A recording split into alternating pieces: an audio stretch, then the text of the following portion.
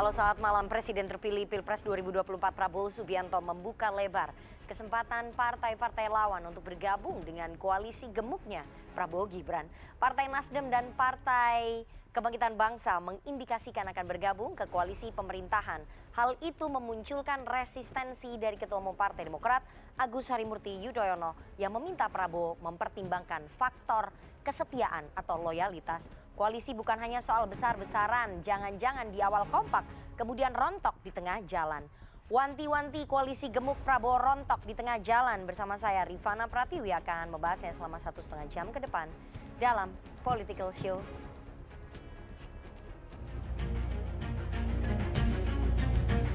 Ingin terus bekerja sama lebih produktif lagi.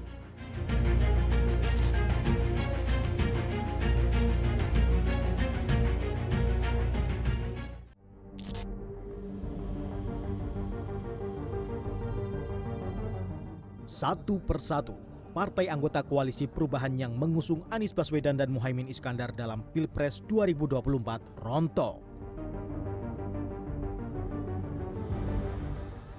Partai Nasdem dan Partai Kebangkitan Bangsa mengindikasikan akan bergabung ke koalisi Prabowo Gibran yang memenangkan Pilpres 2024.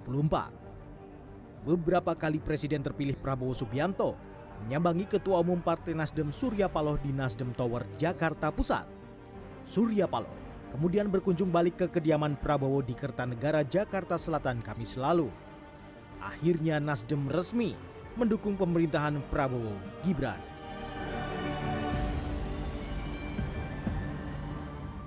Surya Paloh menyebut pilihan ini sebagai hasil dari kontemplasi panjang.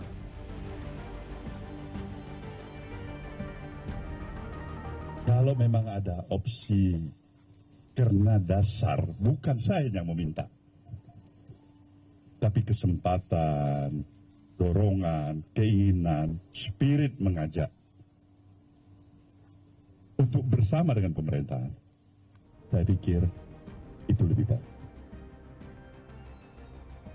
Prabowo mengaku dengan tangan terbuka menerima Nasdem karena ia membutuhkan kerjasama antar petinggi partai politik demi menjalankan kepentingan bangsa ke depan. Prabowo juga menyinggung Surya Paloh jadi salah satu orang yang paling awal mengucapkan selamat kepada dirinya saat dinyatakan KPU sebagai peraih suara terbanyak. Kita sepakat bahwa kita akan kerjasama untuk sebesar-besarnya kepentingan rakyat Indonesia. Sebelumnya Prabowo menemui Ketua Umum PKB Muhaimin Iskandar di DPP PKB Rabu lalu. Di hadapan Prabowo, Muhaimin sekaligus mantan cawapres dari Koalisi Perubahan menyatakan ingin bekerja sama dengan pemerintahan Prabowo Gibran. PKB dan Gerindra sebagai partai yang selama ini bekerja sama di parlemen maupun di eksekutif ingin terus bekerja sama lebih produktif lagi. Dengan demikian tinggal Partai Keadilan Sejahtera dari Koalisi Perubahan yang belum menentukan sikap apakah akan bergabung dengan pemerintahan atau menjadi oposisi. Presiden PKS menyatakan akan membawa sikap politik partai tersebut di Dewan Pimpinan Tingkat Pusat dalam waktu dekat. Pimpinan tingkat pusat, karena itulah nanti akan memutuskan hal-hal strategis bagi kepentingan apakah akan mengambil koalisi atau oposisi. Menanggapi komunikasi politik Prabowo membangun koalisi gemuk, Ketua Umum Partai Demokrat Agus Harimurti Yudhoyono atau AHY menyerahkan urusan koalisi ke Prabowo Subianto. Namun AHY mewanti-wanti, pertimbangan membangun koalisi bukan hanya soal besar-besaran koalisi, tapi juga setia. AHY khawatir bila awal pembentukan kompak, kemudian di tengah jalan bisa rontok satu persatu. Menurut AHY, koalisi membutuhkan stabilitas. Dalam kesempatan terpisah, Kepala Badan Komunikasi Strategis Partai Demokrat Herzaki Mahendra Putra enggan menyebutkan berapa jumlah kursi kabinet untuk partainya dalam pemerintahan Prabowo Gibran. Namun, Partai Demokrat mengaku akan mengutamakan AHY untuk menjadi menteri dalam kabinet Prabowo Gibran. Kita bicara mengenai sosok, tentunya pertama sudah jelas Ketua Umum kami Mas Ahy itu sosok pertama dan terutama gitu. Untuk nama-nama lain ya kita lihat tadi berbicara mengenai kompetensi ya, bagaimana kerja kerasnya. Kita tahu berjuang untuk Pak Prabowo ini kan bukan hal yang mudah gitu. Mantan Wakil Presiden Yusuf Kala mengomentari pembentukan koalisi besar yang digagas Prabowo Subianto. Menurut JK, kebersamaan yang dibangun merupakan hal yang baik sebab Indonesia terlalu besar jika ditangani segelintir pihak saja.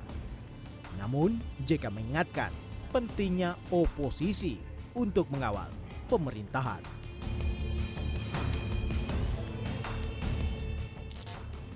Tim Liputan CNN Indonesia.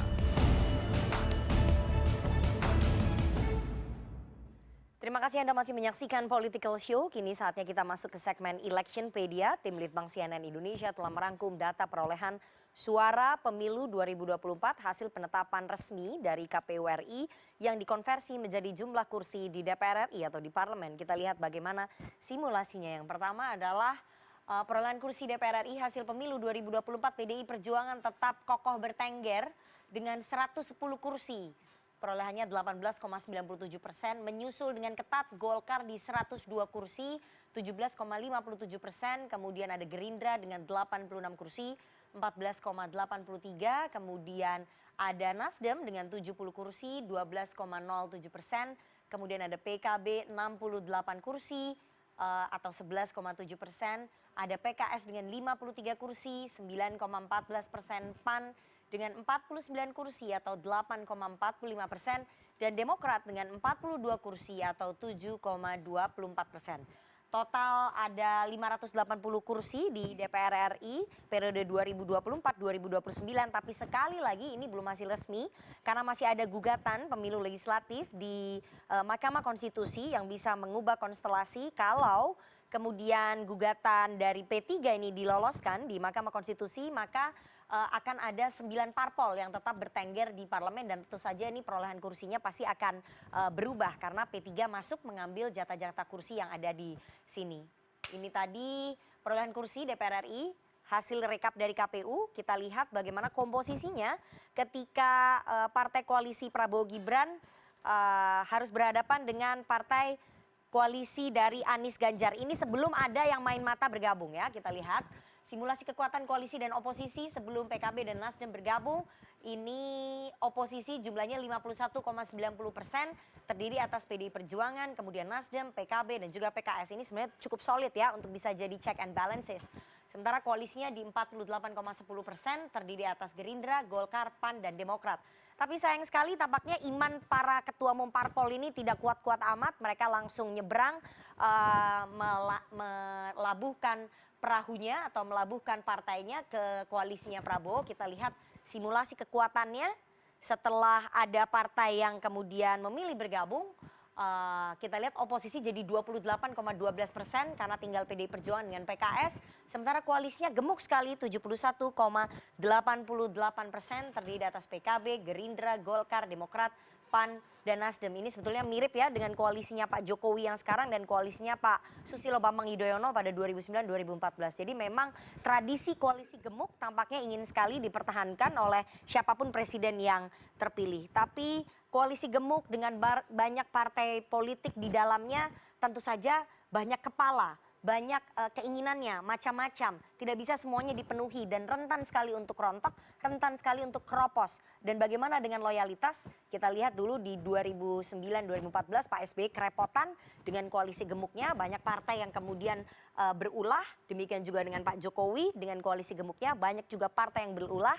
Apakah di koalisi gemuknya Pak Prabowo ini juga banyak partai yang akan berulah karena loyalitasnya dipertanyakan? Nanti kita akan bahas dengan para narasumber saya yang ada di studio, tapi kita harus jeda terlebih dahulu. Jangan kemana-mana, tetap bersama kami di Political Show.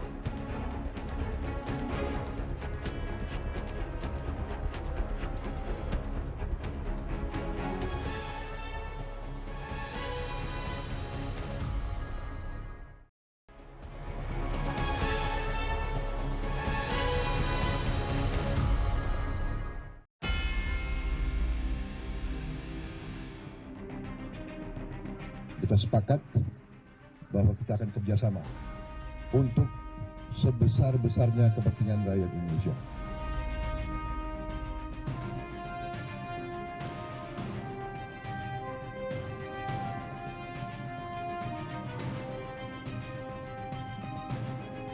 Kembali menegaskan, bukan hanya yang pertama, mendukung pemerintahan baru di bawah kepemimpinan Bapak Prabowo Subianto.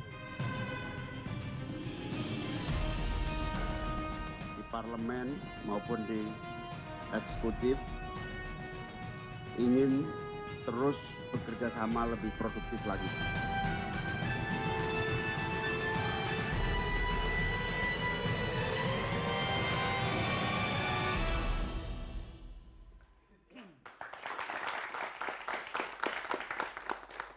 Terima kasih Anda masih bersama kami di Political Show. Presiden terpilih Pilpres 2024 Prabowo Subianto membuka lebar kesempatan partai-partai lawan untuk bergabung dengan koalisi gemuknya Prabowo Gibran. Partai Nasdem dan PKB mengindikasikan akan bergabung ke koalisi pemerintahan. Hal itu memunculkan resistensi dari Ketua Umum Partai Demokrat Agus Harimurti Yudhoyono yang meminta Prabowo mempertimbangkan faktor-faktor loyalitas. Koalisi bukan hanya soal besar-besaran, jangan-jangan di awalnya kompak, kemudian rontok di tengah jalan. Wanti-wanti koalisi gemuk Prabowo rontok di tengah jalan. Malam ini kita akan membahasnya dengan narasumber yang sudah hadir di studio. Saya perkenalkan satu-satu. Dari yang paling kanan ada Sekretaris Majelis Tinggi Partai Demokrat Andi Malarangeng. Selamat malam. Selamat malam. Bang Ande. Selamat malam. Selamat malam. Ada Sekjen Partai Nasdem Hermawi Taslim. Selamat malam Bang Taslim. Ada juru bicara Prabowo Subianto Daniel Anzar Simanjuntak. Selamat malam Bang Daniel. Assalamualaikum. Waalaikumsalam. Ada politisi PDI Perjuangan Deddy Sitorus. Selamat malam Bang Deddy. Selamat malam. Posisi duduknya beda ya. Ini yang menang. Cuma dibatasin oleh lu. Oke, ya makanya. Ada pengamat politik dari Universitas Paramadina, Mas Khairul Umam. Selamat malam Mas Umam. Malam, Mbak Nana. Dan seperti biasa kita selalu mengundang teman-teman mahasiswa karena sekali lagi meskipun MK dan juga KPU sudah menetapkan presiden terpilih 2024-2029 adalah Prabowo Subianto, tetapi anak-anak muda, mahasiswa, suara muda ini harus tetap mengawal pemerintahan selama 5 tahun ke depan. Gak boleh berdiam diri saja karena banyak sekali tantangannya ke depan. Dan malam ini di studio CNN Indonesia ada Badan Eksekutif Mahasiswa Fakultas Ilmu Administrasi Universitas Indonesia. Tepuk tangannya mana? Terima kasih teman-teman dari BEM Fakultas Ilmu Administrasi UI. Nanti bisa bertanya, mengkritik, mengeluarkan unek-unek buat apa ada pemilu kalau pada akhirnya semuanya bergabung menjadi satu begitu ya. Ibaratnya kita lomba kemudian nggak ada yang kuat imannya untuk jadi oposisi atau check and balances. Nanti saya akan tanya ke para narasumber saya di studio. Tapi sebelumnya saya mau putarkan dulu ini pernyataan dari Ketua Umum Partai Nasdem yang kemarin katanya sudah memutuskan untuk melabuhkan dukungannya. Bapak Surya Paloh dan rombongan Partai Nasdem. Belum ada. Silakan Bapak. Dan kita nggak membicarakan hal itu. Sekali lagi kami. Bang Taslim, itu tadi pertanyaan dari wartawan di halal bihalal PKS kalau nggak salah ya.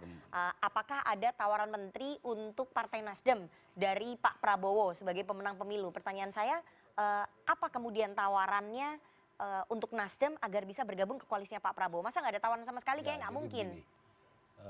Dua kali proses pengambilan keputusan yang diungkapkan oleh Pak Surya Paloh itu merupakan proses perundungan kita ketika pertama kali Pak Prabowo datang ke Nasdem, kemudian kemarin kita ke Kartanegara, beliau secara terbuka mengajak Nasdem untuk bergabung dengan pemerintah dan yang dijelaskan oleh Pak Surya Paloh, kita mendukung pemerintah sebagai bagian dari komitmen kesatriaan kita menghormati mandat yang telah dibikin oleh rakyat.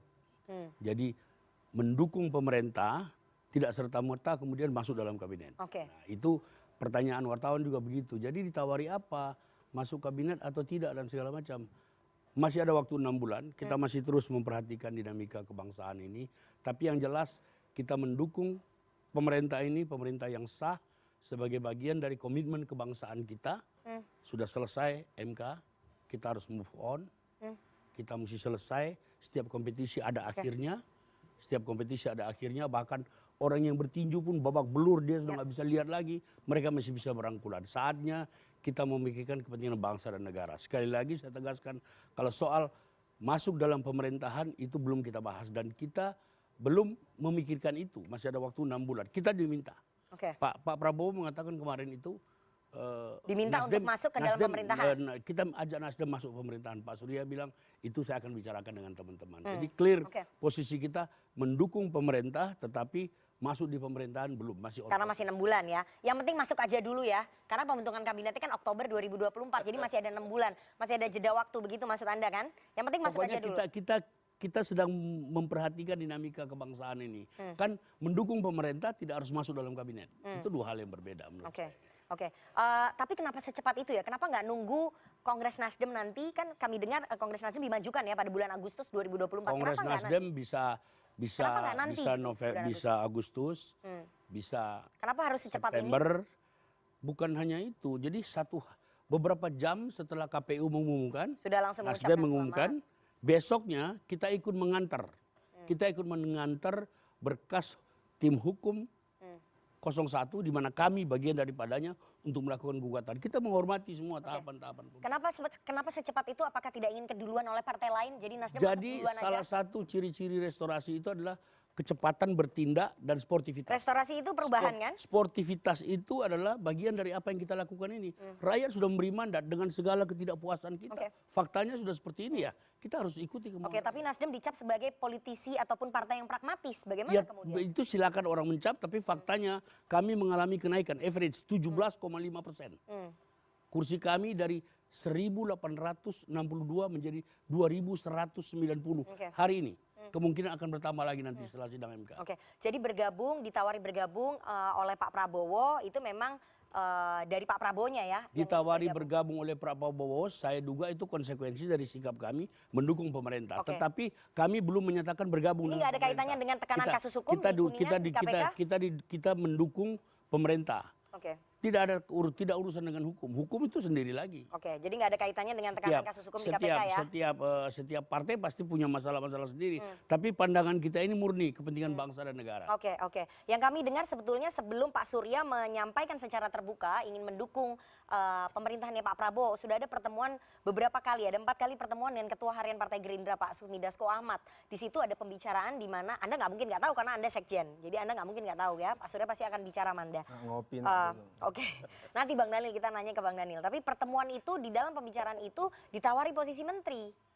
Memang ada tawaran posisi menteri dong berarti dari... Pak Dasko seperti juga politisi lain pernah ke Nasdem, tetapi pembicaraan tentang menteri sampai sekarang tidak ada. Pak Dasko kan membawa pesannya Pak Prabowo. Apalagi Pak Dasko, Pak Prabowo saja belum ada dan Pak Surya sudah jelas mengatakan. Kita mendukung pemerintah, tetapi apakah masuk dalam pemerintahan itu kita sedang pikirkan. Pertanyaan saya, kalau misalnya nanti Nasdem ditawari 6 bulan lagi untuk masuk kabinet, mau nggak? Ya nanti kita lihat dinamikanya. Jadi wait and see ya? Yang penting masuk dulu? Kita lihat aja. Oke. Saya mau ke Bang Daniel terlebih dahulu. Bang Daniel, apakah betul memang Gerindra ataupun Pak Prabowo menawari Nasdem untuk bergabung ke pemerintahan tanpa syarat? Jadi masuk aja dulu. Pembicaraan menteri nanti. Jadi ada dua hal. Hal yang pertama itu memang kan sejak awal Pak Prabowo menyatakan bahwasannya komitmen beliau, watak politik beliau itu mempersatukan politik rekonsiliatif. Bahkan sebelum maju menjadi capres, proses maju menjadi capres, Pak Prabowo sudah komunikasi dengan Nasdem, gitu kan. Tapi kemudian keputusannya Nasdem kemudian kemudian di situ sudah ada janjinya ya. Ya, kemudian Nasdem memutuskan tetap mendukung Pak Anies itu lain hal. Pun demikian sebenarnya keinginan untuk bicara dengan PDIP dan sebagainya. Artinya memang sejak awal jalan politik yang dipilih Pak Prabowo itu adalah politik mempersatukan. Nah, kemudian kedua, secara praksis ketika Pak Prabowo terpilih menjadi presiden, maka kan ada, saya sering nyebutnya sebagai power dilemma. Kita tentu menghadapi power dilemma. Di satu sisi Pak Prabowo ingin dan Mas Gibran itu ingin bahwasannya pemerintahan ke depan itu efektif, bisa akseleratif. Nah, tentu membutuhkan dukungan parlemen yang kuat untuk mendukung semua kebijakan Pak Prabowo dan Mas Gibran. Di sisi lain, dilema sisi lain tentu kita paham betul ada ongkos demokrasi.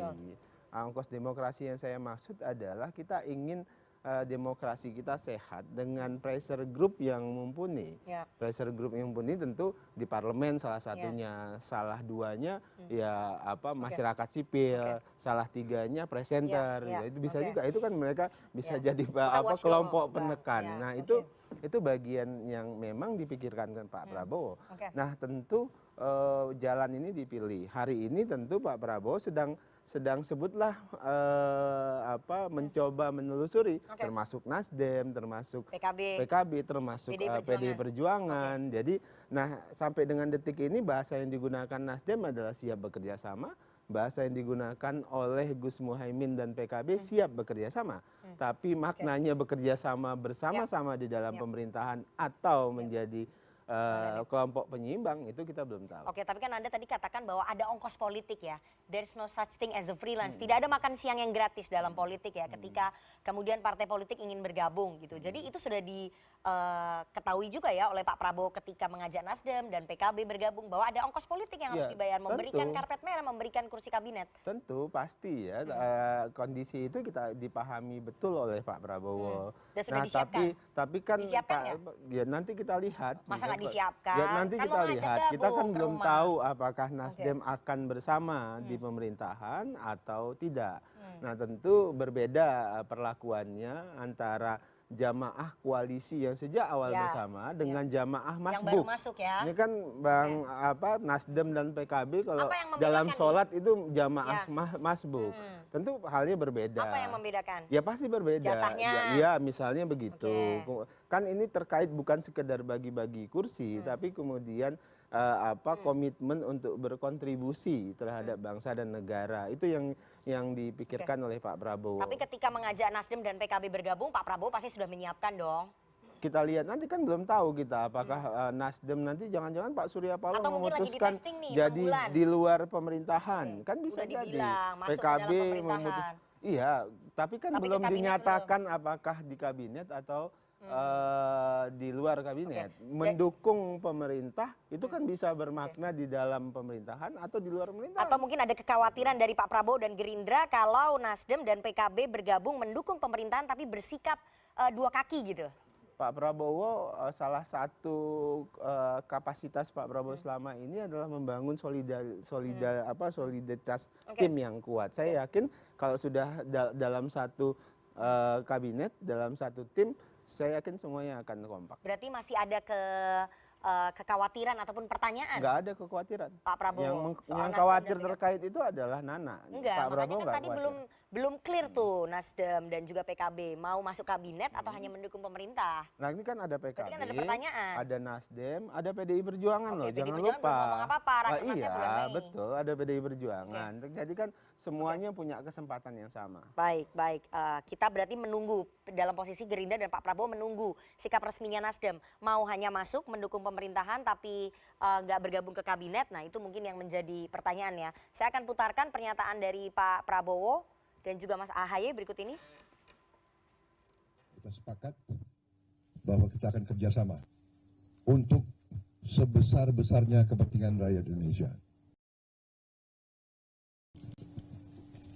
Semua kekuatan yang bisa bergabung untuk bekerja untuk rakyat, memberi suatu pemerintahan yang kuat dan efektif di tengah dinamika dunia sangat dinantikan oleh rakyat kita. Oke, ini adalah pernyataan dari Mas AHY ya. Saya bacakan ini di layar Anda. Menurut Mas AHY, Ketua Umum Partai Demokrat, soal koalisi besarnya Pak Prabowo yang jelas semangatnya bagus kalau semakin kuat koalisinya. Tapi harus dipertimbangkan faktor-faktor lain, bukan hanya besar-besaran koalisi, tapi juga setia dalam setia. Ini dalam sekali maknanya setia dalam setia ya. Karena dalam perjalanannya kita tahu awalnya kompak, kemudian di tengah jalan bisa rontok satu persatu. Inilah yang kita butuhkan, stabilitas koalisi, kekompakan koalisi. Saya mau langsung ke Bang Andi. Bang Andi, pernyataan Mas AHY ini menyindir siapa sih? Yang punya naga-naga, punya bibit-bibit tidak setia, bibit-bibit bisa merontokkan koalisi. Ini maksudnya menyindir Nasdem? Itu enggak menyindir siapa-siapa, itu barangkali adalah pernyataan berdasarkan pengalaman. Oh pengalaman dihianati gitu maksudnya? Enggak, pengalaman masa lalu aja bahwa begini. Pengalaman masa lalu sama siapa? Coba yang lebih clear lagi. Ada kebutuhan dari Pak Prabowo untuk punya dukungan mayoritas di parlemen. Itu jelas fakta, karena sekarang ini kami berempat dari Koalisi Indonesia Maju ini hanya punya kursi 48%. 41. 48 ya, 48,1%. Sehingga kan masih minoritas. Betul. Sementara walaupun ini sistem presidensial, ya, tetapi dukungan parlemen dalam berbagai macam kebijakan-kebijakan pemerintahan yang berupa misalnya undang-undang, peraturan pemerintah, perpu juga, itu banyak hal juga membutuhkan dukungan dari parlemen. Sehingga budgeting juga ya, anggaran. Kalau tidak punya dukungan mayoritas, maka susah nantinya jalannya pemerintahan. Karena itu mungkin Pak Prabowo merasa perlu untuk menarik atau mengajak teman-teman yang berada di luar yang tadi sekarang kita berbeda kubu 01, 03, sebagian masuk dalam pemerintahan sehingga kalau misalnya ada satu partai ditambahkan kan sudah lebih dari 50%. Oke, ini kan udah ada nih satu. Gitu? Memang kalau dua kan agak lebih besar sedikit. Nah, memang kalau berdasarkan pengalaman bukan hanya di Indonesia, di negara-negara lain semakin besar atau terlalu besar koalisi itu akan menyebabkan koalisi itu terlalu gemuk dan kemudian akan tidak efektif. Oke, tapi tadi pernyataan Ketua Umum Anda ini setia dalam setia. Ya, setia kan. Kesetiaan ini maksudnya mengacu ke siapa nih? Enggak, tidak mengacu kalau yang di internal tapi koalisi yang begini. Sekarang udah kalau yang kami berempat kan sama-sama berjuang bersama dari awal, lalu kemudian berkeringat bersama, pasti dari dulu kita pokoknya mendukung Pak Prabowo dan akhirnya beliau menang. Kalau yang lain kan mendukung yang lain, ada yang 01, ada yang 03. Nah, kalaupun bergabung kan tentu saja harus punya semangat sama-sama untuk mendukung pemerintahan Pak Prabowo. Pengalaman dari pemerintahan sebelumnya, pemerintahan sebelumnya di Indonesia maupun di negara lain. Ada kekhawatiran dari Demokrat berarti ya, bahwa koalisi besarnya Pak Prabowo ini bisa terhianati oleh masalah kesetiaan. Saja bahwa ada juga selain urusan perlunya mayoritas di dalam parlemen, tetapi perlu juga ada urusan loyalitas. Nah, walaupun demikian, saya rasa kita juga sepakat bahwa memang perlu juga ada partai-partai di luar pemerintahan yang menjadi oposisi atau penyeimbang, bisa satu, bisa dua, bisa tiga. Nah, tapi kalau empat nggak mungkin karena kita ingin ada mayoritas. Kalau Demokrat pengennya berapa penyeimbangnya? Menurut Ketua Umum Anda itu yang ideal tuh berapa sih? Kalau itu kita serahkan sepenuhnya kepada Pak Prabowo sebagai presiden terpilih. Kan Ketua Umum Anda pasti dimintain pendapat. Pak Prabowo kan orangnya egaliter, minta pendapat dari semua Kalau itu umum jadi partai. jelas, kita serahkan sepenuhnya kepada Pak Prabowo sebagai presiden terpilih. Oke, jadi menurut Anda Pak Prabowo sebagai presiden terpilih sudah memahami konsekuensinya soal kesetiaan partai-partai tertentu? Oh, saya rasa memahami, dalam arti bahwa ini juga beliau sudah paham dan sejarah pemerintahan Indonesia maupun juga di negara lain. Apalagi Pak Prabowo juga paham dengan berbagai macam sejarah negara-negara demokrasi di dunia. Oke, Anda tidak menjawab bahwa ini mengacu ke siapa, tapi berdasarkan pengalaman yang paling dekat Anda merasa terhianati oleh Nasdem soal kesetiaan. Saya mau tanya Bang Taslim, ini partai-partai koalisinya Pak Prabowo merasa bahwa soal kesetiaan ini penting, mengingat partai Anda pernah dalam tanda kutip dinilai mengkhianati. Jadi kami tidak berbicara tentang kesetiaan masa lalu dan seterusnya. Kita akan buktikan bahwa kita bekerja untuk bangsa dan negara, kita memberikan yang terbaik dan kita tidak tersindir oleh pernyataan siapapun. Itu di politik biasa saja. Masa lalu itu kita nggak boleh tersandera oleh masa lalu. Kita harus move on. Itu sebabnya kami menjadi partai yang terdepan dalam pengambilan keputusan karena bangsa ini harus terus berjalan. Bangsa ini harus ada yang urus. Jadi ini nggak ada urusan ketersinggungan. Dialog-dialog seperti itu sesuatu yang wajar saja. Jadi bagi kita. Jadi wajar juga ada kecurigaan terhadap kesetiaan Nasdem. Kecurigaan atau tidak kecurigaan yang penting kami diajak oleh presiden terpilih dan sesudah itu kami respon. Baru sampai di situ. Kami merespon. Itu ada kekhawatiran bahwa Nasdem bisa bersikap dua kaki begitu ya. Masuk ke dalam pemerintahan tapi bisa mengkritik juga. Masuk ke dalam kabinet. Saya itu kira bisa nggak menjadi opsi? Pernyataan itu buat semua partai, bukan hanya buat Nasdem. Karena Nasdem juga punya track record yang baik. Tadi dibilang sama Bang Dhani. Bisa dilihat track recordnya, sudah 3 kali ikut pemilu, bisa dilihat sikap dan semangat kebangsaannya. Jadi kami nggak merasa tersindir oleh siapapun, oleh pernyataan apapun. Kita bekerja untuk bangsa dan negara. Oke, saya mau putarkan ini tadi ada kekhawatiran dari koalisinya Pak Prabowo. Bagaimana dengan PDI Perjuangan, masih wait and see. Saya mau putarkan pernyataan dari Ketua Dewan Kehormatan PDI Perjuangan Pak Komarudin Watubun. Kayaknya sikapnya udah agak clear nih Bang Deddy. Secara pribadi saya kira Ibu Mega dengan Pak Prabowo itu bersahabat dengan baik, ya, berteman baik. Tapi kan harus bisa dibedakan mana urusan pribadi, pertemanan, dan urusan organisasi dan kenegaraan. Dan juga kita harus juga pertimbangkan Pak Prabowo dan koalisi yang besar sekali. Ya, koalisi besar di sana, mereka sudah berjuang dengan susah payah dari awal. Lalu di ujung kita bergabung di sana itu juga bisa mengganggu konsentrasi koalisi dan kesepakatan yang sebenarnya sudah terjadi, mungkin mereka sudah lakukan sebelumnya. Jadi kalau kita ada di luar pemerintahan, sebenarnya itu bagian dari penghormatan, penghargaan kita kepada Pak Prabowo maupun teman-teman di koalisi sebelah. Bang Deddy, partai-partai lain sudah main mata. Ya silakan. Agak berat soalnya pertanyaan saya ini. Partai-partai lain sudah mulai main mata, sudah mulai merapat ke koalisinya Pak Prabowo. Tapi di sisi lain, PDI Perjuangan ini main matanya nggak di depan. Sudah ada pertemuan diam-diam antara Mbak Puan dengan Pak Prabowo Lebaran kemarin dan tidak dipublish, itu gimana? Kalau pertemuan diam-diam lu nggak bakal tahu dong. Iya, makanya kan nyampe ke wartawan. Kita tanya itu betul nggak pertanyaan? Kalau itu diam-diam, pasti lu kagak tahu. Dan sangat mudah bikin tuh nggak tahu. Bukan. Jadi kalau bentar dulu dong. Jikapun itu benar, silaturahmi antara Bu Puan dengan Pak Prabowo, saya kira hal yang harus kita apresiasi. Karena itu membuktikan kedewasaan berpolitik. Itu membuktikan bahwa para politisi ini yang menjadi elit-elit di negeri ini nggak seperti netizen yang berkelahi tiap hari di media sosial. Jadi saya kira dari sisi itu harus kita apresiasi. Jadi ada pertemuan itu? Kau harus tanya Mbak Puan. Iya, saya kalau wartawan dengar, politisi PDI Perjuangan nggak benar? Yang kalian dengar banyak yang nggak benar. Jadi aku nggak bisa konfirmasi nih mana yang benar gitu. Tapi mengacu ke pernyataannya Pak Komarudin Watubun tadi, tampaknya sinyal-sinyalnya memang PDI Perjuangan lebih memilih untuk di oposisi saja. Sampai hari ini belum pernah ada pembicaraan di tingkat partai tentang posisi PDI Perjuangan pasca putusan MK. Belum ada ke sana. Karena kita punya agenda yang jauh lebih penting, yaitu pilkada. Jadi selama seminggu terakhir kita udah kumpulkan seluruh kepala daerah PDI Perjuangan. Fokus pilkada dulu. Lalu seluruh pimpinan DPRD di seluruh Indonesia, kita bicara tentang masa depan. Jadi tanggal 24 sampai 26 Mei baru partai mengadakan rapat kerja nasional untuk membicarakan, melakukan pergumulan yang mendalam tentang posisi PDI Perjuangan ke depan. Itu yang kita lakukan. Jadi kita nggak mau ikut rame-rame soal bagi-bagi kursi ini.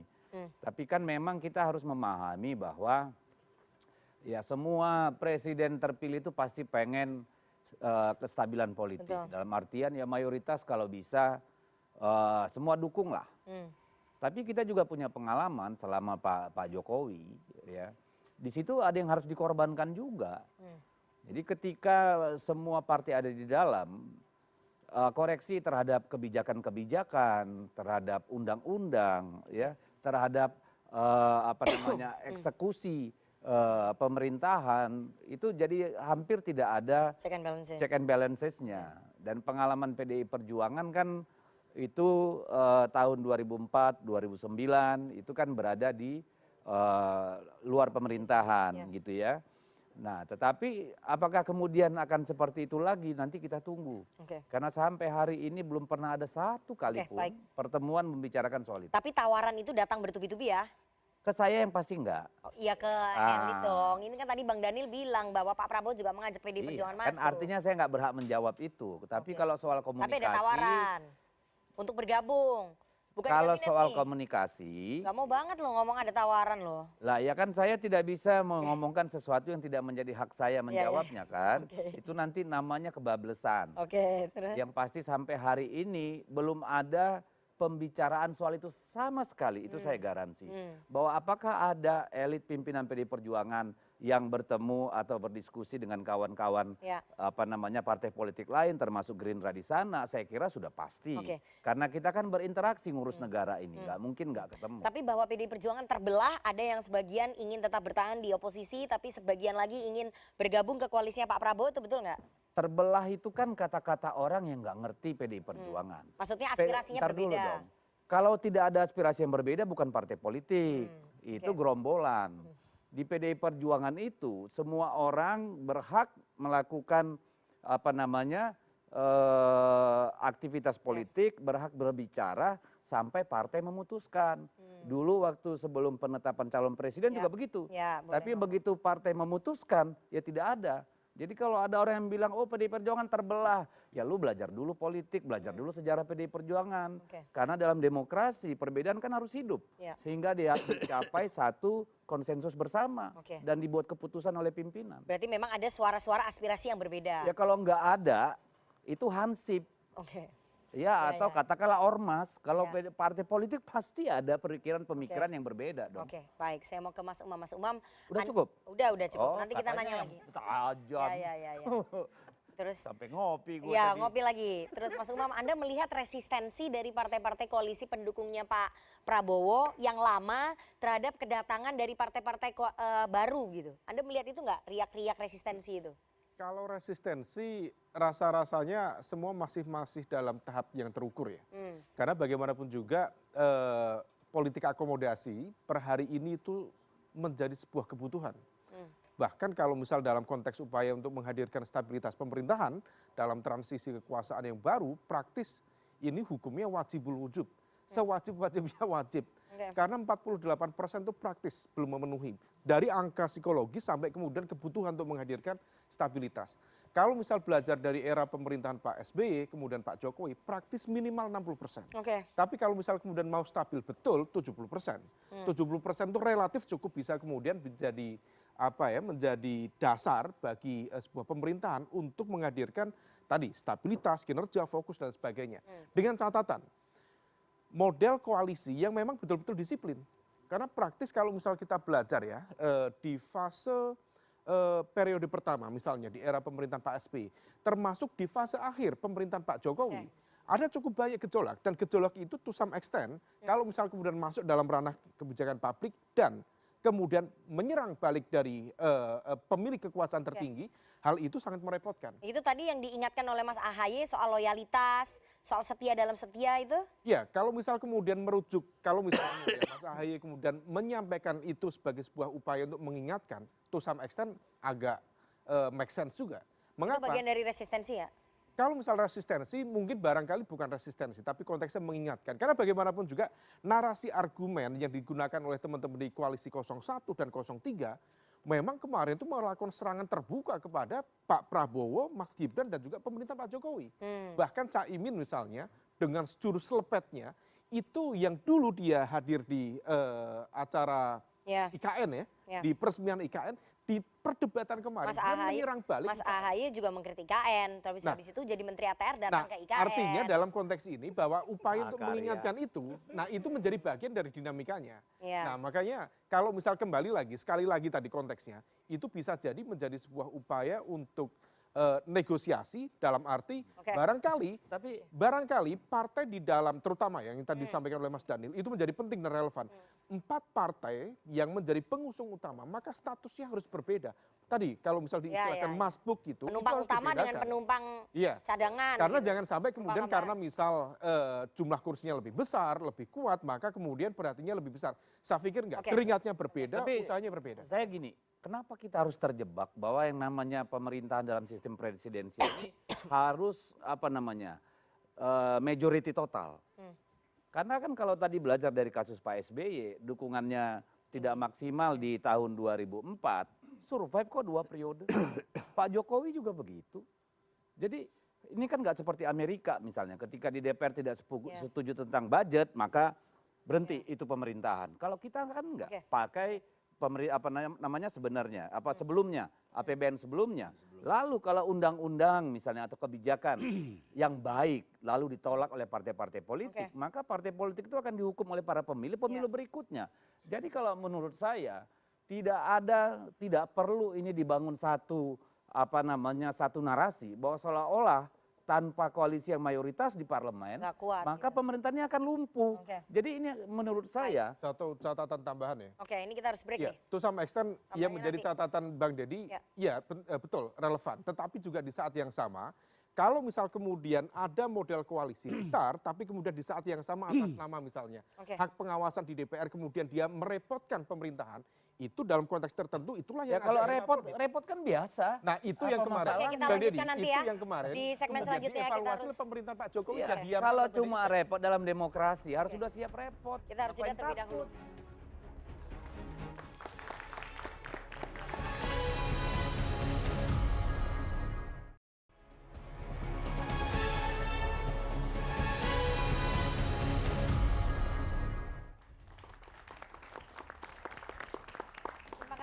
Bersama kami di Political Show dan kita akan lanjutkan perbincangan kita. Kita akan masuk lebih dalam soal bagi-bagi kursi atau bagi-bagi jabatan di koalisinya Pak Prabowo dan Mas Gibran. Kita mau ke Bang Daniel. Bang Daniel, bagaimana kemudian caranya menampung partai koalisi sebanyak ini dalam nomenklatur kabinetnya Pak Prabowo? Ya kan jelas ya, undang-undang mensyaratkan ya maksimal 34 ya. Otomatis itu harus dihormati. Nah kemudian yang kedua, Pak Prabowo selalu menyampaikan kepada kita bahwasannya partai-partai nanti akan menyampaikan nama-nama yang mereka usulkan, tapi pada akhirnya tentu yang membuat keputusan adalah Pak Prabowo, dan bisa jadi misalnya namanya si A, tapi kemudian Pak Prabowo anggap itu tidak cocok, Pak Prabowo minta diganti yang lain, karena ada beberapa kriteria, tapi saya sebut 2 kriteria utama yang sudah disebut Pak Prabowo. Pertama adalah integritas, kemudian yang kedua adalah kapasitas, kompetensi, itu adalah bagian penting yang selalu disebut Pak Prabowo. Nah, apakah kemudian dari unsur profesional, kemudian partai politik. Nah, Pak Prabowo tidak dalam posisi melakukan dikotomi antara ini profesional, non parpol atau ini parpol. Bagi kita Pak Prabowo ya orang-orang dari partai politik banyak yang profesional gitu. Jadi bisa jadi kemudian banyak dari partai politik, kemudian ada juga dari non partai. Jadi bahasa yang digunakan ya dari partai politik dan non partai karena kita tidak mau terjebak seolah kalau dari partai politik tidak profesional, padahal di partai politik banyak ahli hukum, banyak ahli keuangan, banyak ahli ekonomi dan sebagainya. Oke, kalau Pak Jokowi sekarang kan di kabinetnya itu 50-50 ya, antara profesional dengan politisi atau dari partai politik. Kalau Pak Prabowo nanti akan mengikuti jejaknya Pak Jokowi atau gimana? Punya style sendiri? Catatan utama dari Pak Prabowo adalah integritas dan kompetensi.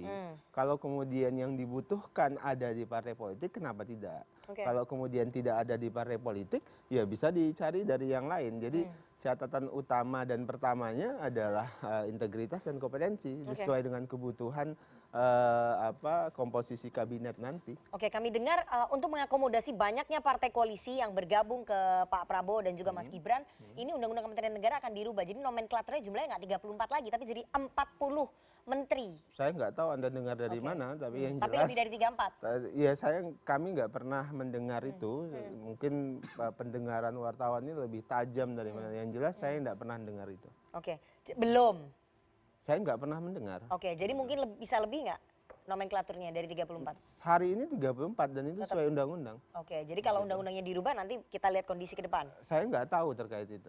Oke, belum dibicarakan ya, tapi kita sudah dengar bahwa nomenklaturnya akan lebih dari 34 untuk mengakomodasi partai-partai itu. Nana dengar dari mana?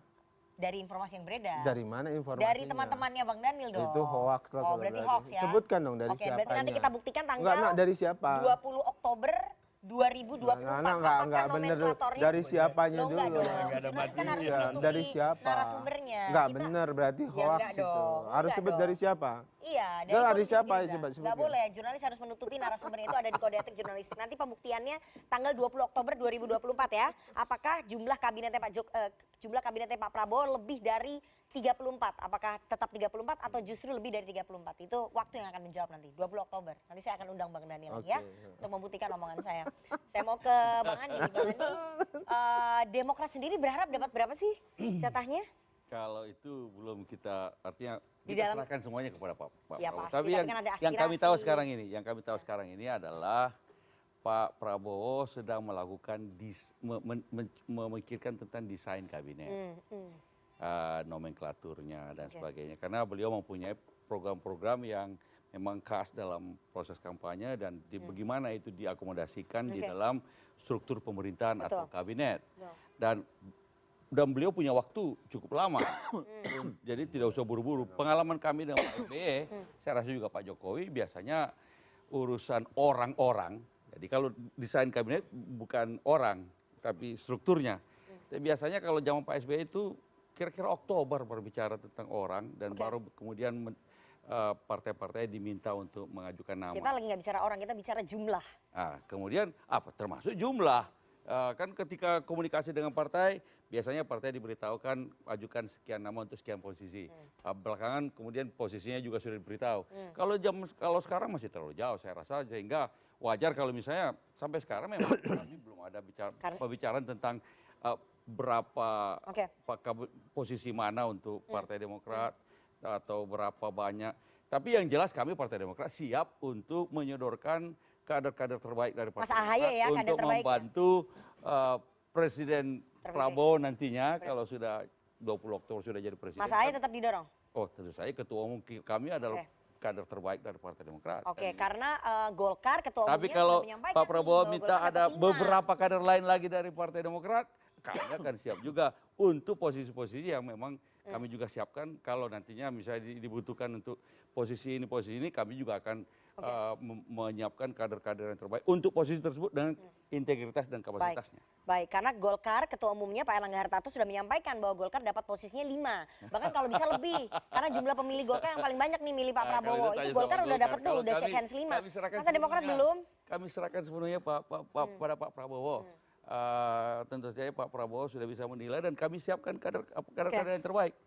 Bahkan memang Pak Prabowo sendiri ngomong sama Pak Mas Ahaye nanti pada waktunya nanti siapkan kader-kader terbaik Demokrat untuk berkontribusi membantu dalam pemerintahan. Kalau Nasdem PKB bergabung nggak khawatir ya Demokrat jatahnya berkurang? Karena kan nomenklaturnya katanya 34 nih kalau nggak dirubah. Berarti kan jatah partai lain pasti berkurang. Halo, baik kita tanya ke beliau mau masuk apa tidak. Enggak, khawatir nggak jatahnya berkurang? Silakan masuk tapi jangan ngambil jatah kita gitu Bang Andi maksudnya. Kita percayakan sepenuhnya pada Pak Prabowo nantinya. Jadi gimana? Nggak khawatir? Kalau jatahnya berkurang? Kalau kan kita belum tahu jatahnya apa saja dan sebagainya. Jadi kita serahkan aja kepada Pak Prabowo. Yang penting tentu saja sekali lagi Pak Prabowo bisa membedakan mana yang bersama-sama sejak awal dan mana yang kemudian ya itu kata kuncinya ya, penumpang lama nggak boleh disatukan dengan penumpang baru, itu poinnya kan. Jadi jumlahnya nggak boleh mengambil jatah penumpang lama gitu. Saya mau ke Bang Taslim, kami dengar bahwa salah satu opsi tetap menghidupkan kartunya Anies Baswedan adalah mendorong Anies Baswedan masuk ke dalam koalisi pemerintahannya Pak Prabowo dan Mas Gibran. Salah satunya jadi menteri. Kenapa Bang Daniel senyum-senyum? Pertama, sejak awal baik ketika Pak Prabowo berkunjung ke Nasdem maupun ketika kami kemarin ke Kartanegara, kita sama sekali tidak bicara tentang masuk dalam kabinet. Bahwa kami mendukung pemerintahan sebagai konsekuensi logis dari seluruh proses yang sudah berlangsung sampai di MK. Kita mendukung pemerintahan yang ada, tapi sekali lagi apakah kita masuk atau tidak dalam kabinet, itu proses dinamika kebangsaan yang akan datang yang menentukan. Tentang Pak Anies saya tidak pernah dengar dan sebenarnya kebersamaan kita dengan Pak Anies baru besok akan dibubarkan. Timnas saya akan hadir, itu bukan bagian. Jadi dengan Pak Anies dan Pak Muhaimin itu bagian dari persaudaraan yang terus kita bangun. Kemarin kita halal bihalal bersama dan segala macam. Yang Anda katakan itu terus terang saya belum pernah dengar. Tetapi kami tidak pernah berbicara tentang kabinet, apalagi orang yang akan masuk di kabinet. Belum sama sekali. Termasuk orang profesional yang mungkin di-endorse oleh Partai Nasdem. Kita hanya berbicara tentang bahwa kita mendukung pemerintah sebagai bagian dari sportivitas kita terhadap kehidupan kebangsaan dengan segala aturannya. Oke, jadi kalau misalnya pun nanti Mas Anies ditawari untuk bergabung ke koalisinya Pak Prabowo Gibran, Nasdem oke-oke aja dong? Itu terserah Pak Anies. Pak Anies manusia merdeka, terserah Pak Anies. Oke. Jadi nggak ada masalah ya. Oke, saya mau ke Mas Umam. Mas Umam, bagaimana Anda melihat efek? Gue dilewatin. Ya nanti Anda terakhir. Tenang aja, Anda masih ada di sini. Baper banget loh ini. Sensi loh. Tenang. Jadi Mas Umam, bagaimana Anda melihat efektivitas pemerintahannya Pak Prabowo Gibran kalau harus menampung segitu banyak tokoh dari partai politik dalam nomenklatur? Saya meyakini ya bahwa itu akan lebih dari 34. Iya. Ya, memang harapan terjadinya atau terwujudnya zakon kabinet itu betul-betul menjadi ekspektasi publik. Karena bagaimanapun juga tentu pemerintahan yang efektif itu yang kemudian akan menjawab janji-janji politik selama kampanye itu akan terdeliver gitu. Tapi begini, dalam tradisinya dari nomenklatur 34 kementerian berdasarkan Undang-Undang Kementerian Negara, seringkali itu memang sudah terbagi. Ya. Belajar dari era pemerintahan Pak SBY, era pemerintahan Pak Jokowi, itu udah 50-50. 50% untuk profesional, 50% untuk kalangan partai politik. Nah kalau misal kemudian, meskipun ya dengan catatan tadi juga disampaikan Mbak Nana, meskipun dari profesional pun juga mendapatkan endorsement dari partai politik. Nah maka kalau misal kemudian situasinya seperti itu, maka ini tinggal proses negosiasi saja, negosiasi kompromi pada level mana. Karena dalam proses negosiasi sendiri tidak hanya membuka apakah kemudian harus dikonversi dalam bentuk kursi di kementerian. Bisa saja untuk dalam tanda kutip pengamanan politik, pengamanan penegakan hukum. Karena ada sisi-sisi rentan yang kemudian menjadi alat negosiasi bargaining position dalam proses pemerintahan ke depan. Nah ini yang kemudian menjadi salah satu opsi. Oke, efektif ada opsi yang lain yang barangkali kalaupun kemudian kalau misal dianggap ya revisi atau amandemen Undang-Undang Kementerian Negara itu terlalu vulgar hanya untuk mementingkan politik akomodasi, maka opsi yang lain adalah penambahan pada porsi wakil menteri. Karena di 34 kementerian itu tidak semuanya sekarang memiliki wakil menteri. Dan wakil menteri sebenarnya tidak dibatasi juga harus satu. Bisa saja wakil menteri satu, wakil menteri dua. Ini sekedar untuk membuka atau memperlebar ruang ruang manuver, ruang. Tapi tetap politik akomodatif berarti bagi-bagi. Iya, tetap politik akomodasi. Kalau misal memang itu menjadi concern dari pemerintahan Pak Prabowo. Tetapi sekali lagi masyarakat akan ngecek tadi yang disampaikan Bang Daniel, integritas dan kapasitas. Kalau misal memang ternyata tidak begitu logik, ya saya pikir kita bisa melakukan evaluasi bersama-sama. Oke, saya mau ke PDI Perjuangan. PDI Perjuangan bagaimana melihat bagi-bagi kursi menteri di koalisinya Pak Prabowo Gibran ini? Ya, saya kira Pak Prabowo akan meneruskan kebiasaan yang sudah dibangun oleh Pak Jokowi. 50-50 berarti? Saya kira bukan soal 50-50-nya. Tapi bahwa ternyata untuk membangun kekuasaan yang absolut itu ya harus sebanyak mungkin partai politik masuk dalam kekuasaan. Karena demikian bisa melakukan apapun yang dirasa perlu gitu. Absolut itu gimana Bang maksudnya? Ya kalau sampai 71% kan sudah absolut, yang lain nggak penting. Berarti disisakan 2 PDI Perjuangan dengan PKS. Bisa saja, kan bisa saja Nasdem juga, kan belum putus juga mereka. Tapi saya kira kita harus coba melihat apa yang penting sekarang lah. Karena kan tadi itu masih lama. Ya kalau saya berharap kita berikan kesempatan yang leluasa kepada Pak Prabowo untuk memikirkan kabinet seperti apa yang dia mau bangun. Karena beliau ada pada satu periode yang sangat kritikal bagi bangsa ini. Periode di mana bonus demografi kita itu begitu besar. Sehingga tuntutan untuk membuat ekonomi yang sebaik mungkin, distribusi lapangan pekerjaan yang merata di seluruh Nusantara ini, kesempatan-kesempatan untuk melompat menjadi negara yang keluar dari middle income trap itu benar-benar bisa terjadi. Kalau beliau terjebak pada contoh-contoh yang diberikan Pak Jokowi selama 10 tahun ini, beliau akan kehilangan dukungan dalam waktu yang tidak terlalu lama. Kalau menurut saya, karena kita lihat saja pada hari ini. Sebulan terakhir ya terjadi cash outflow dari kita itu 10 triliun dalam 1 bulan. Pada saat yang sama dolar kita itu sudah di atas entar dulu ada 16.200 lebih. Ya, inflasi kita mulai merangkak, harga bahan pokok di bawah merangkak terus. bulan Mei ini hampir semua utility, air, BBM, listrik semua akan menaik. Jadi saya merasa kalau Pak Prabowo ini dicekokin hanya soal sana minta kursi sekian, ini minta kursi sekian, ngurus bangsa ini kapan lagi?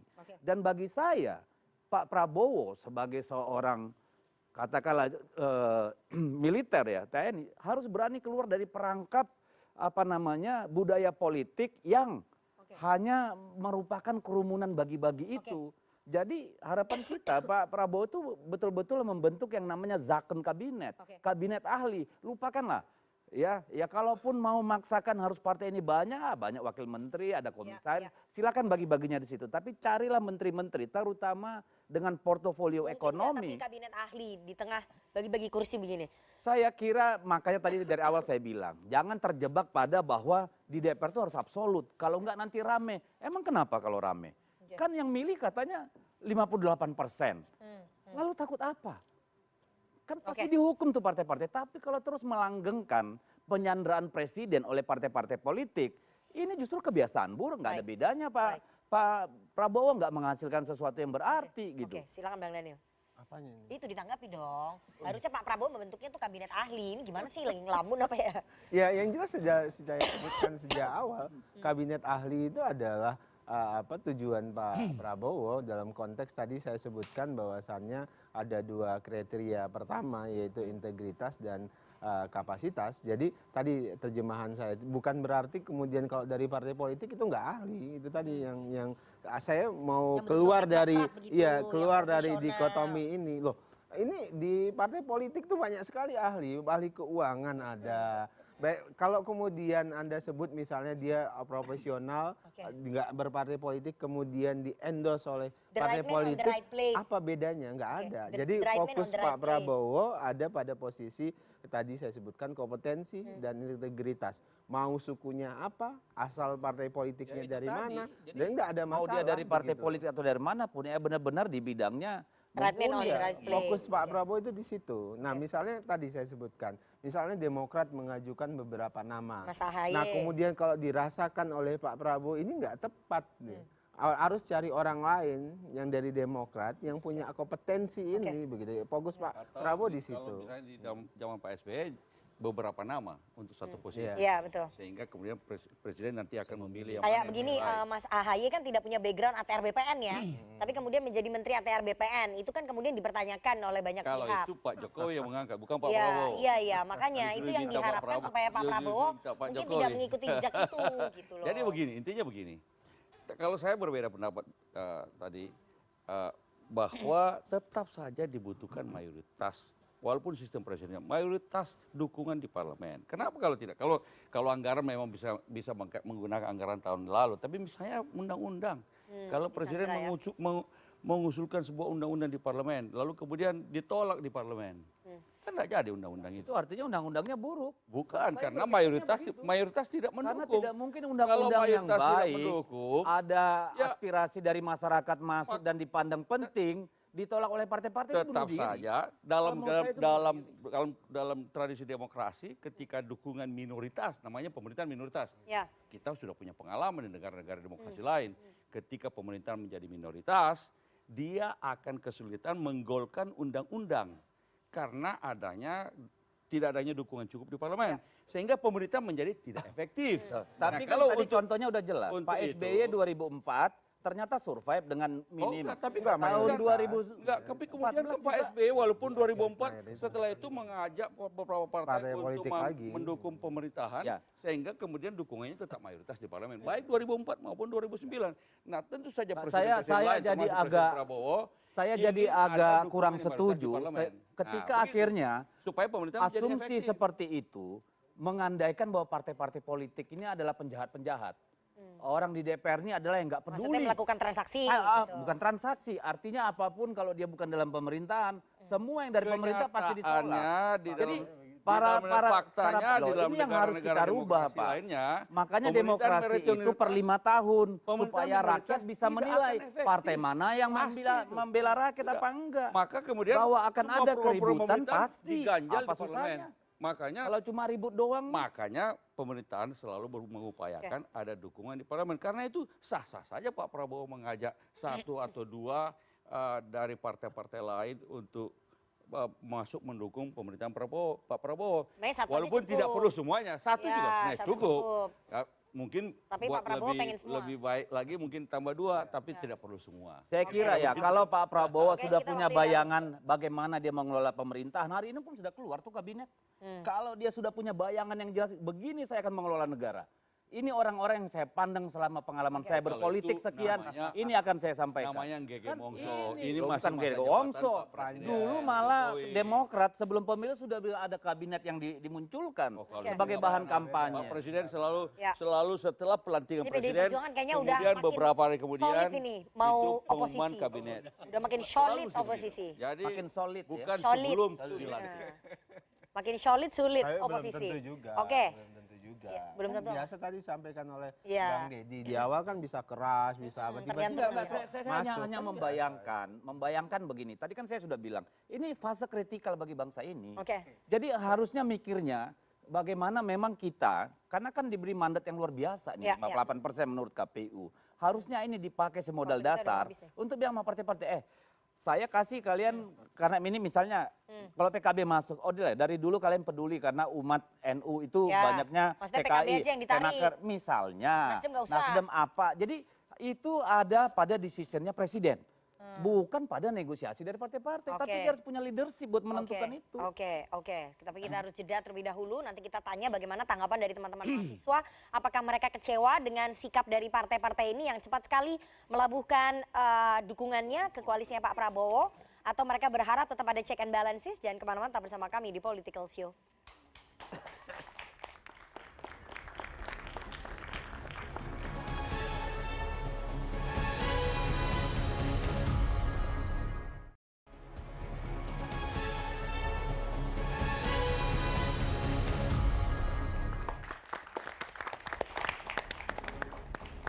Terima kasih Anda masih bersama kami di Political Show dan kita akan langsung bergabung dengan teman-teman Badan Eksekutif Mahasiswa Fakultas Ilmu Administrasi Universitas Indonesia yang sudah hadir di studio CNN Indonesia. Silahkan perwakilannya untuk menyampaikan unek-unek boleh, mengkritik boleh, bertanya juga boleh. Silakan. Oke. Selamat malam, nama saya Tamara Fiaci. Di sini saya selaku Wakil Ketua Departemen Kajian Aksi Strategis dan Propaganda dari Universitas Indonesia. Di sini saya ingin bertanya kepada Partai Nasdem spesifikasi, bagaimana sih reaksi dan tanggapan dari internal dari Partai Nasdem itu sendiri apabila Partai Nasdem bergabung ke dalam koalisi Indonesia Maju, dan bagaimana juga reaksi dari simpatisan dari Partai Nasdem itu sendiri. Terima kasih. Oke, nih suara yang milih Nasdem nih gimana nih pertanggungjawabannya? Oke. Baik, perkenalkan nama saya Nathan Ekbert, saya selaku Kepala Departemen Kajian dan Aksi Strategis BEM FIAWI 2024. Sebenarnya saya melihat sini tadi ada kata koalisi gemuk dan rontok. Ya bukan rontok nantinya juga, tapi demokrasi sudah mengarah ke kerontokan tentunya, dan terdapat kebingungan di publik sebenarnya. Dan sebenarnya saya ingin mengucapkan sebuah hal sebenarnya, karena bapak-bapak sini juga sangat menggaungkan atas nama kepentingan bangsa dengan rasa menyatukan gitu. Padahal dalam sebuah kebijakan publik misalnya, ketika eksekutif ingin membuat undang-undang misalnya atau regulasi dan lain-lain, itu perlu ada ide alternatif. Dan ide alternatif itu keluar dari mana? Dari oposisi gitu. Jangan sampai ada 70%, 80% nanti di dalam kabinet nggak ada ide alternatif itu. Sehingga akhirnya eksekutif gugup untuk mengucapkan kebijakan yang akhirnya berpihak pada rakyat. Itu yang sebenarnya kritik sedikit dari saya. Jadi menurut saya tetaplah Nasdem dan juga PKB dengan ide perubahannya, PDIP dengan konsistensinya mungkin nanti bakal oposisi, sehingga di parlemen itu ada terjadi dialektika gitu. Ya. Jadi ada ide-ide lain, ide-ide baru, sehingga itu bisa di-mix gitu. Jadi jangan takut pada perbedaan. Demokrasi itu bukan menyatukan perbedaan, tapi merawat perbedaan. Nah, saya ingin bertanya sih sebenarnya. Ya, yuk. Terkait tadi profesionalitas dalam menteri dan yang lain, dan Zeiken kabinet gitu ya. Mungkin saya bisa dalam bahasakan juga sistem merit ya. Nah, saya bingung bagaimana, kan ini akhirnya hanya terjadi seperti transaksi kue, bagi-bagi kue, dan ada transaksi politik yang akhirnya bukan mementingkan kompetensi. Bayangin, misalnya tadi ada proporsional 50% dan 50%. bagian dari partai politik, 50% orang profesional. Bisa nanti ini koalisi gemuk. Tiba-tiba akhirnya ada 70%, 80% orang per partai politik. Iya, yang berpartai politik dan hanya sisa 20%. Bagaimana Pak Prabowo dan Mas Gibran itu menjamin terjadinya orang-orang yang ditempatkan itu, menteri-menteri yang ditempatkan itu mempunyai profesionalitas gitu. Oke. Terima kasih. Menarik sekali pertanyaannya dan kritikannya. Jadi gimana, silakan dijawab langsung Bang Daniel. Ya sederhana, tadi ada 2 kriteria penting, itu adalah integritas dan kompetensi. Itu adalah saringan pertama yang akan dilakukan oleh Pak Prabowo. Tadi saya sebutkan misalnya Demokrat mengajukan beberapa nama begitu. Nah tentu Pak Prabowo akan perhatikan, akan melakukan penelusuran, orang ini punya integritas enggak, latar belakang dia seperti apa, kemudian dia punya kompetensi enggak yang seperti dibutuhkan oleh Pak Prabowo. Nah itu saringan pertama. Saya cuma begini loh, publik kita harus dibangun kesadaran bahwasannya jadi seolah-olah kami yang masuk partai politik itu nggak profesional begitu loh. Saya misalnya latar belakang saya dokter bidang ekonomi, Bang Andi itu dokter ahli politik, beliau ini ahli hukum. Kami berangkat dari dunia profesionalisme, tapi kemudian ketika dunia profesionalisme kami itu keluar semangat ingin mengabdi di ruang publik, kami masuk partai politik. Karena partai politik yang bertarung di ruang publik. Saya mau sampaikan begini, jangan sampai kemudian orang nanti ketika berpolitik dia pakai jubah lain. Ini banyak sekarang orang mau dia sejatinya itu mau bertarung dan punya motif elektoral. Tapi karena kita terus-menerus mendegradasi partai politik, akhirnya dia nggak pernah masuk partai politik, nggak satria. Ada yang berjubah ormas agama misalnya nanti, ada yang berjubah akademisi, ada yang berjubah makanya saya selalu bilang, kalau Anda mau bertarung, Anda mau jadi pemimpin bangsa, masuk partai politik, rasakan perjuangan dan dinamika di partai politik. Dengan cara begitu, maka politik kita itu jadi terang benderang dan satria. Menurut saya begitu. Oke, Bang Taslim, silakan, bagaimana pertanggungjawaban suara Nasdem gitu ke pemilih? Saya mau menjawab Tamara tadi, pertanyaan yang bagus. Kita juga latar belakangnya aktivis. Kalau seusia Anda, saya akan mengajukan pertanyaan yang sama. Jadi begini, yang terjadi kemarin itu sebuah kompetisi, persaingan. Kompetisi itu ada endingnya, ada akhirnya. Kita berbicara ini soal kepentingan bangsa dan negara, bukan permusuhan yang kita bangun. Bukan kalau sudah berbeda lalu berbeda dan seterusnya. Kita ini kumpulan orang-orang waras yang selalu berpikir untuk kepentingan bangsa dan negara. Kami mengambil sikap itu justru berdasarkan masukan dari konstituen. Hari ini Nasdem punya kursi 2.190, itu bukan kaleng-kaleng. Kami mengalami kenaikan 17,5%.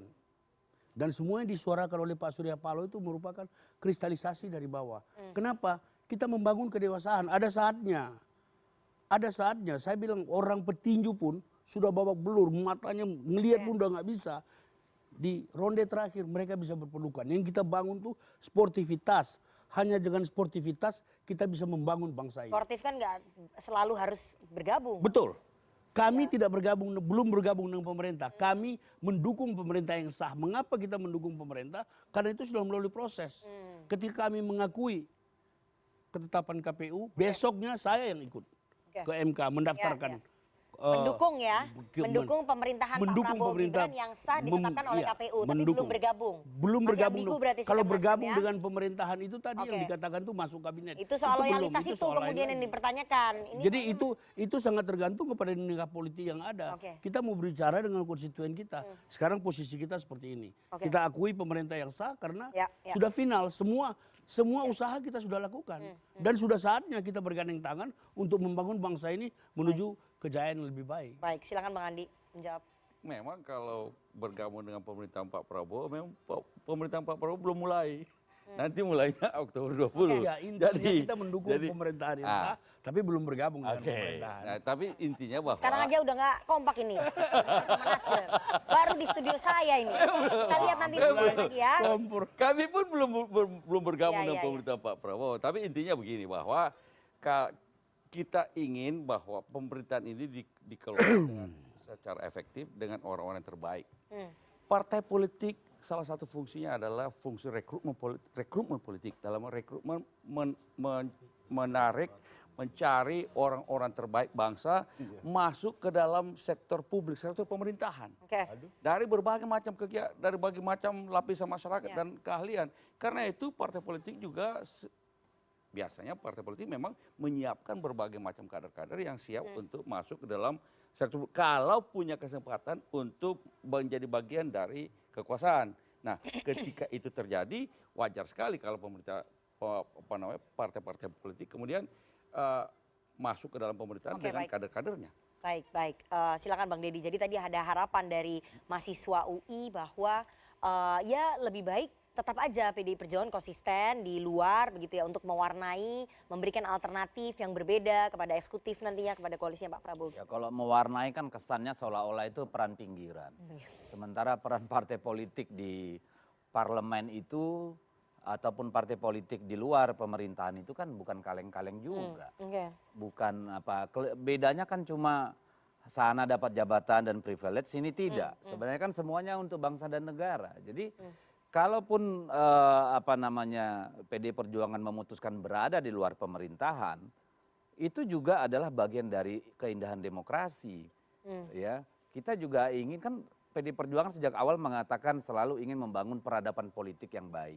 Makanya kita menolak bermain-main dengan konstitusi, dengan undang-undang, dengan campur tangan kekuasaan dalam pemilu dan segala macam. Jangan dipandang kalau PDI Perjuangan di luar itu semacam cuma objek tambahan dalam demokrasi. Itu jahat banget gitu loh. Justru kita di luar itu bisa memberikan dukungan terhadap terbangunnya demokrasi yang lebih sehat. Baik. Silakan Mas Umam. Pendek saja, kita udah mau. Iya, memang ini menjadi sebuah pelajaran penting ya bagi masyarakat ya, terutama pada basis pemilih loyal yang betul-betul militan, percaya pada narasi argumen yang selama ini digunakan dalam proses kampanye. Karena ternyata seringkali memang kemudian apa yang menjadi concern itu seringkali tidak merepresentasikan substansi atau inti dari proses dealing yang ada. Nah itulah yang kemudian ketika kemudian terjadi perubahan, banyak masyarakat yang kaget. Nah ini kalau dalam bahasa Arab politik itu kan siasah. Siasah itu diabsorb dalam bahasa Indonesia, siasat. Siasat itu konteksnya ya sesuatu yang kemudian untuk menegosiasikan, meskipun dalam konteks tertentu, ya ini menjadi sebuah catatan betul bahwa hati-hati dengan sikap itu. Adapun misal tadi statement dari Pak Taslim, memang hari ini belum bergabung dengan pemerintahan Pak Prabowo, tetapi kemarin sudah clear, sikap yang clear. Itu bukan sikap yang sikap yang tidak terang. Itu dalam bahasa Caimin itu cetha welo-welo, sudah clear, vulgar.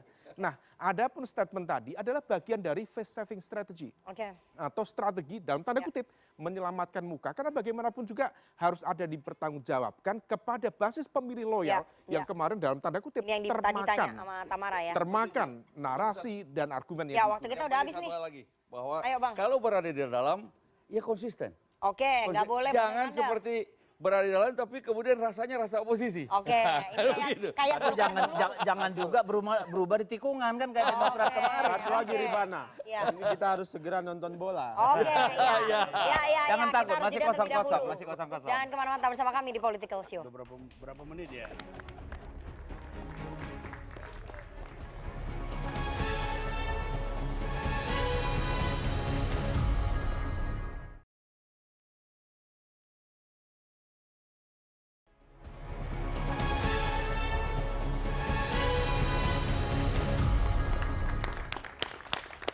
Assalamualaikum warahmatullahi wabarakatuh.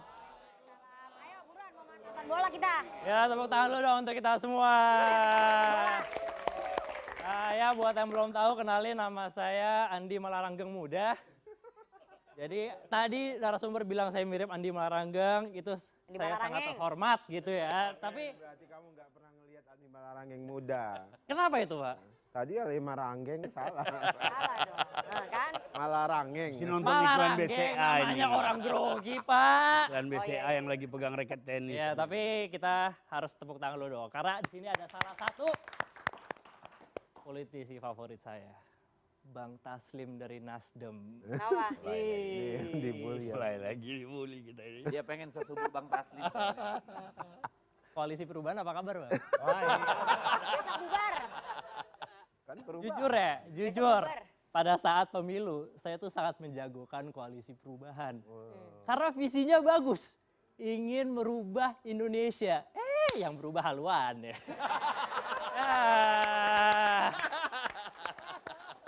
Kalian dengar berita kan? PKB Caimin pindah ke koalisi Prabowo. Yang awalnya selepet-selepet, selingkuh juga ternyata. Tapi dari sini kita bisa ambil kesimpulan. Kalau di pemilu itu ya menang itu bonus, tapi dapat jatah itu harus. Ya dapat jatah itu harus. Ya kalah menang itu cuma sebagian besar, yang penting ya harus dapat bagian dong gitu. Karena Caimin gabung koalisi, Nasdem gabung koalisi. Yang kasihan siapa? Pak Anies. Ditinggal ya Allah.